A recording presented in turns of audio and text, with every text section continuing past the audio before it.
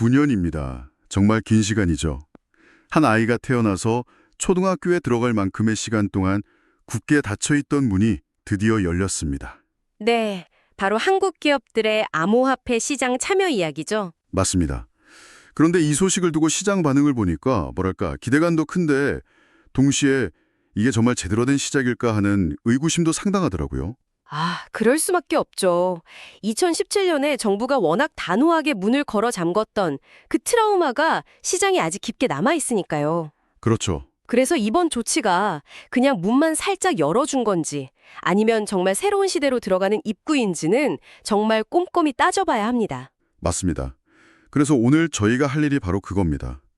이 복잡한 신호들 속에서 진짜 변화가 뭔지, 그리고 이 변화가 여러분의 투자 전략에 어떤 의미를 갖게 될지 한번 깊이 파고들어 보겠습니다. 네, 좋습니다. 그럼 우선 모든 이야기 시작점인 9년 전으로 한번 가보죠. 도대체 2017년에 무슨 일이 있었길래 정부가 그렇게까지 기업들의 참여를 막아섰던 건가요? 2017년 시장은 한마디로 광풍이었죠. 광풍이요? 네. 당시엔 자금 세탁, 해킹, 시세 조종 같은 범죄에 너무 무방비로 노출이 됐었거든요. 정부 입장에서는 일단 자금 규모가 가장 큰 기관이라는 손수부터 퇴장시켜서 시장을 좀 진정시키는 그런 극약 처방을 내릴 수밖에 없었던 겁니다. 일단 불부터 끄고 보자는 심정이었군요. 그 결정이 지난 9년간 한국 시장을 어떤 모습으로 만들었나요? 가장 큰 결과는요, 한국 암호화폐 시장이 전 세계적으로도 좀 유례를 찾기 힘든 거의 100% 개인 투자자 중심의 시장이 됐다는 점입니다. 100% 개인이요? 네, 보통 성숙한 금융시장은 장기적인 관점의 기관 투자자랑 또 단기적인 관점의 개인 투자자가 서로 균형을 맞추면서 안정성을 찾아가거든요. 그렇죠. 그런데 한국은 뭐랄까 한쪽 날개로만 계속 날아온 셈이죠. 한쪽 날개로만 날다 보니까 비행이 좀 불안정했겠네요. 우리가 흔히 말하는 김치 프리미엄 같은 현상도 이런 구조적인 문제랑 관련이 깊다고 볼 수 있겠군요. 정확합니다. 기관이라는 그 무거운 닻이 없으니까 시장이 작은 파도에도 엄청나게 흔들리는 겁니다. 네네.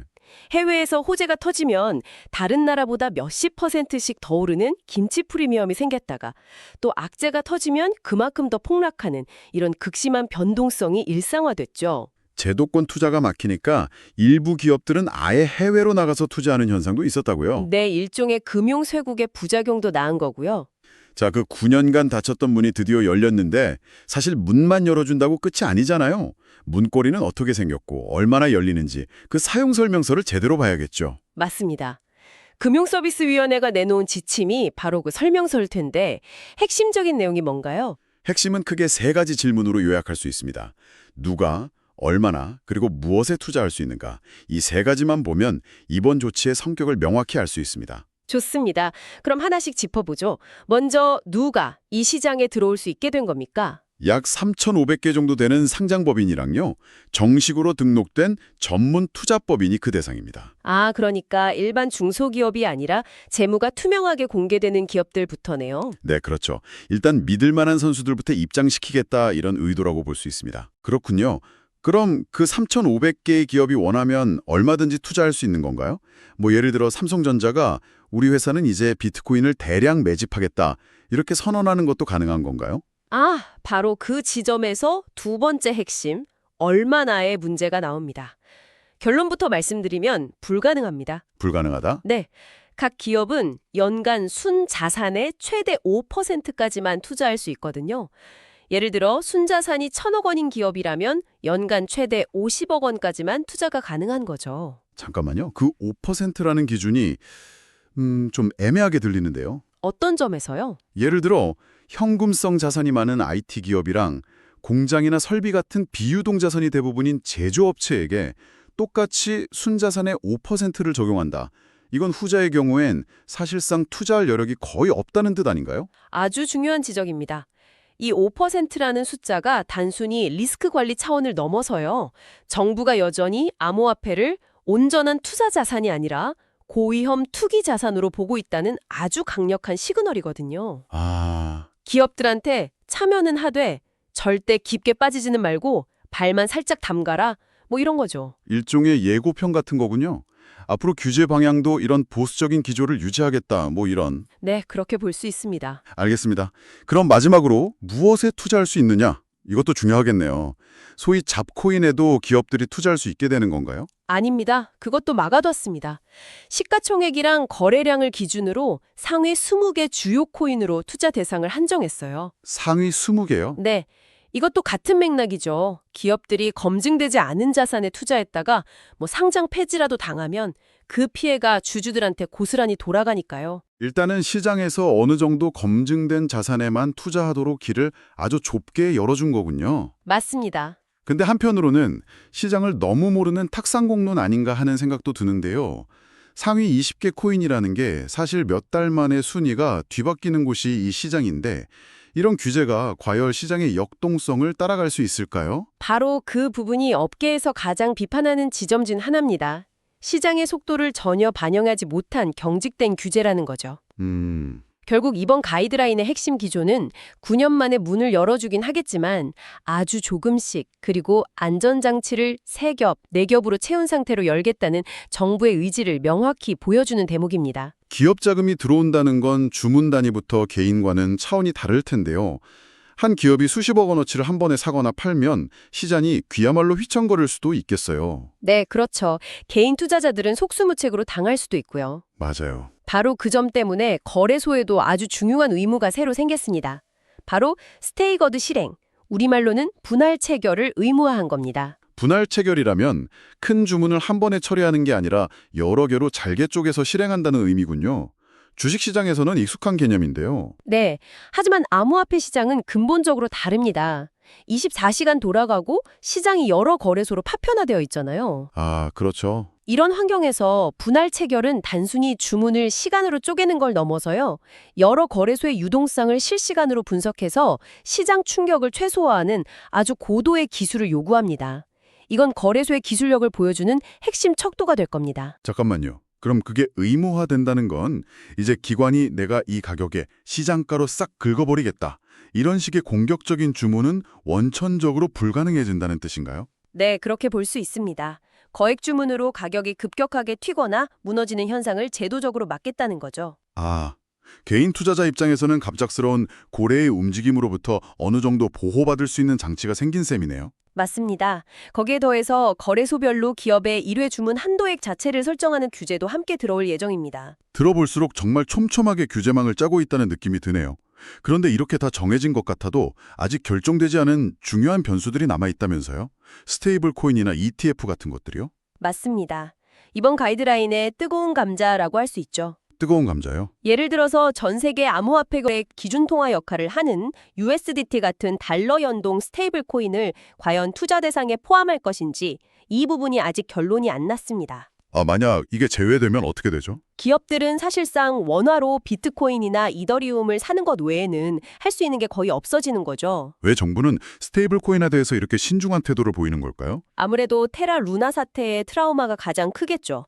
그리고 달러 연동 스테이블 코인이 국내에서 너무 광범위하게 쓰이면 사실상 기축통화인 원화의 통제력을 잃을 수 있다는 금융당국의 근본적인 두려움도 깔려 있습니다. 그렇군요. 네, 그 외에도 국내에서 원화 기반 스테이블 코인을 허용할 건지 또 미국처럼 비트코인 현물 ETF를 국내 증권사들이 출시하도록 허용할 건지 이런 굵직한 과제들이 아직 많이 남아 있습니다. 아, 정말 큰 그림은 그렸지만 아직 채워 넣어야 할 색깔이 아주 많이 남은 미완성 작품 같다는 느낌이네요. 그렇죠.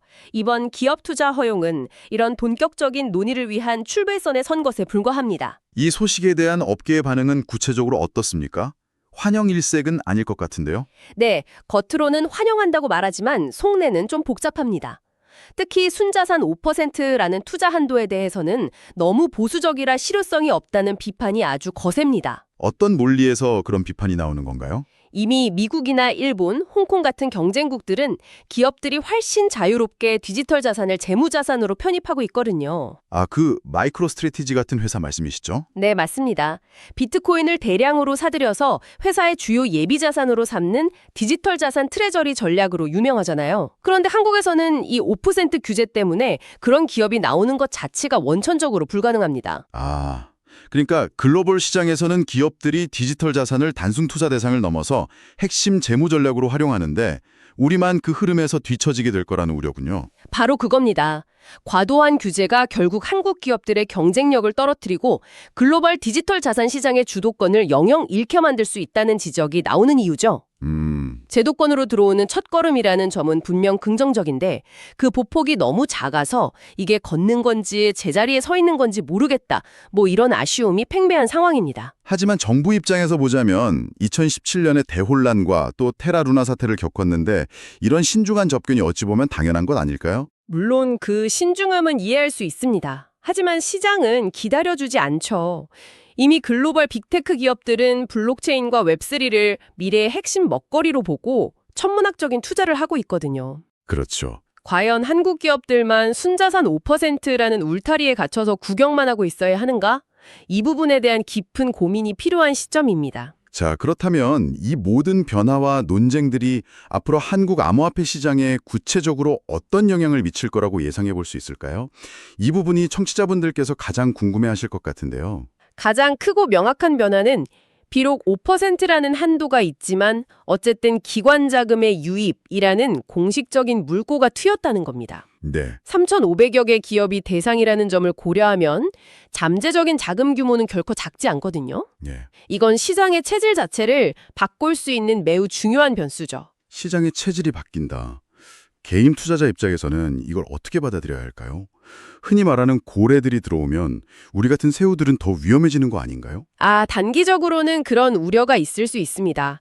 기관의 자금 집행 과정에서 변동성이 일시적으로 커질 수도 있죠. 네, 하지만 장기적인 관점에서 보면 지금까지는 개인들의 단기적인 투기 수요가 시장을 이끌어왔다면 앞으로는 기관의 보다 분석적이고 장기적인 투자가 한 축을 담당하는 혼합형 시장으로 재편될 가능성이 높습니다. 혼합형 시장이요? 네, 시장의 깊이가 더 깊어지고 근거 없는 급등락이 줄어드는 그런 긍정적인 효과를 기대해 볼 수 있는 거죠. 그렇군요. 그럼 앞으로 우리는 어떤 점들을 좀 눈여겨봐야 이 변화의 흐름을 놓치지 않을 수 있을까요? 두 가지를 주목해야 합니다. 첫째는 곧 발표될 최종 가이드라인에서 스테이블 코인 같은 민감한 사안들이 어떻게 결론 나는지, 네. 그리고 둘째는 현재 국회에서 논의 중인 디지털 자산 기본법이 어떤 내용으로 통과되는지입니다. 이 두 가지 퍼즐이 맞춰져야 비로소 기업들의 실제 거래가 시작될 수 있을 테고 시장은 그때부터 본격적으로 반응하기 시작할 겁니다. 정리해보자면 9년간 굳게 닫혔던 기업 투자의 문이 열리긴 했는데 아직은 순자산 5%라는 아주 좁은 틈으로 상위 20개 코인이라는 정해진 길 위에서 조심스럽게 한 걸음을 내디딘 셈이네요. 맞습니다.